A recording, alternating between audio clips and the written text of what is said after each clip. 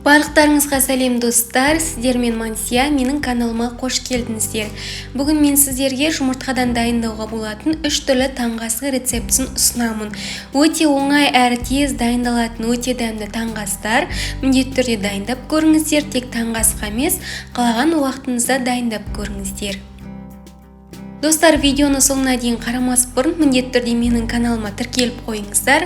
Бұл жерден сіздер өте дәмді, пайдалы, тез дайындалатын рецепттер таба аласыздар.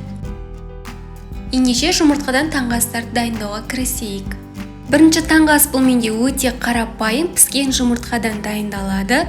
Ол үшін бізге қажетсі 2 піскен жұмыртқа, ірімшік және де кез келген көк шөп болса болды. Менде бұл салат жапырағы.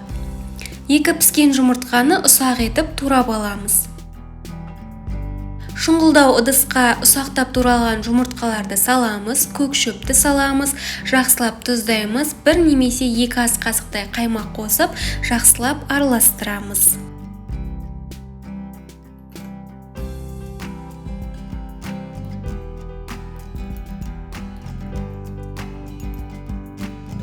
Жақсылап араластырып болған соң бізге лаваш қажет. Лаваштың ортасына салып, лаваштың шетінен кішкене ғана орын қалдырып, біркелкі етіп жаямыз.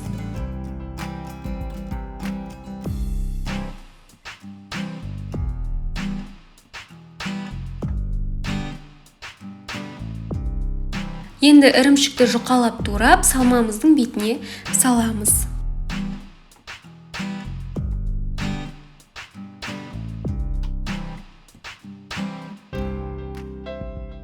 Лаваштың қазір сыртынан салмасы шығып кетпейтіндей жақсылап ораймыз және қызған табада 2 жағынан қызартып аламыз.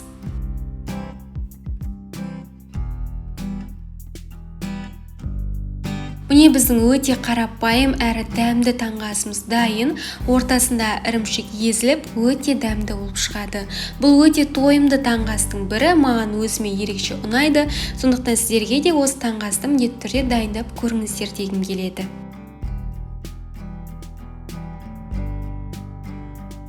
Екінші таңғы асымызды дайындаймыз. Бұл бізде жұмыртқадан дайындалатын скрэмбл, өте дәмді таңғы астың бірі. Бұл үшін бізге қажетсі 2 жұмыртқа, тұз қосамыз, 1 ас қасық сүт қосып, жақсылап араластырамыз. Құрғақ қызған табаға жұмыртқамызды құйып, жұмыртқа пісе бастаған кезде осылай видеодағыдай араластырамыз. Шамамен 2-3 минуттай әбден пісуін қадағалап, осылай араластырып аламыз.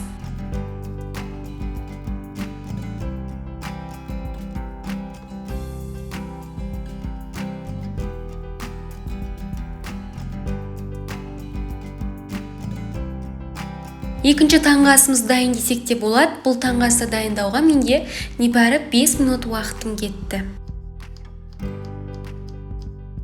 Қасына қосымша көкөністер қоссаңыздар болады. Мен қияр қостым. Кез келген көкөністер қоссаңыздар болады. Қалауларыңызша. Таңғы ас тойымды болу үшін ірімшік пен нан және де 2 ас қасықтай жүгері қостым. Бұл өте тойымды әрі өте оңай таңғы ас, көргендеріңіздей өте тез дайын болды. Сондықтан мұндай таңғы ас сіздерге ұнайтынына сенімдімін. Міндетті түрде дайындап көріңіздер, өте дәмді, әрі мұндай таңғы астан кейін сіздер көп уақытқа дейін тоқ болып жүресіздер.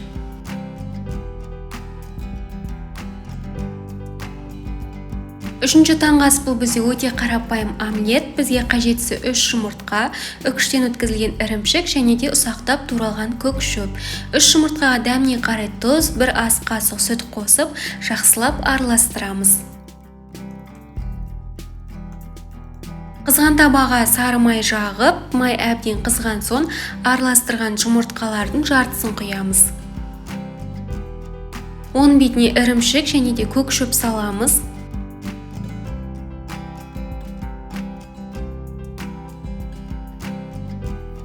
Бірінші омлет піскен соң, оны осылай құймақ секілді видеодағыдай орап, табанын шетіне алып келеміз. Жұмыртқаның қалған жартысын құямыз.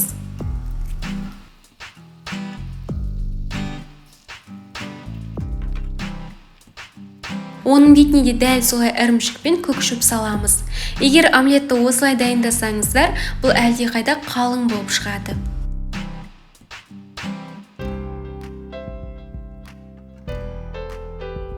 Мұны да дәл видеодадай ораймыз.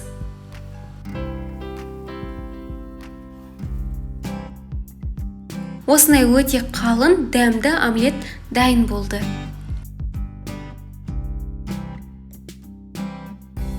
Омлетті осындай әдіспен міндетті түрде дайындап көріңіздер дегім келеді. Және осы жерде ірімшіктің орнына қалағандарыңызша көкөніс қосып жіберсеңіздер де болады. Достарым, мінекей сіздерге жұмыртқадан дайындауға болатын өте қарапайым таңғы астардың рецептін сіздерге ұсындым. Бұл мен күнделікті дайындайтын, өзіме ұнайтын және де өте аз уақыт алатын өте тойымды таңғы астар. Сіздерге видео ұнады деп ойлаймын, сондықтан міндетті түрде лайк басып, комментарий қалдырып қоюларыңызды сұраймын. Және де міндетті түрде менің каналыма тіркеліп қойыңыздар, қоңыраушаны басып қойыңыздар, осы жердегі все дегенді таңдауды ұмытпаңыздар. Сол кезде менің жаңа видеоларымнан сіздерге уведомление келіп тұрады. Әрі менің каналымда көптеген плейлисттер бар. Осы жерден сіздер ПП немесе ПП емес көптеген тамақтардың рецептін таба аласыздар. Міндетті түрде каналыма тіркеліп қойыңыздар. Бүгінгі видео сіздерге пайдасын тигізді деп ойлаймын. Сіздермен болған Мансия.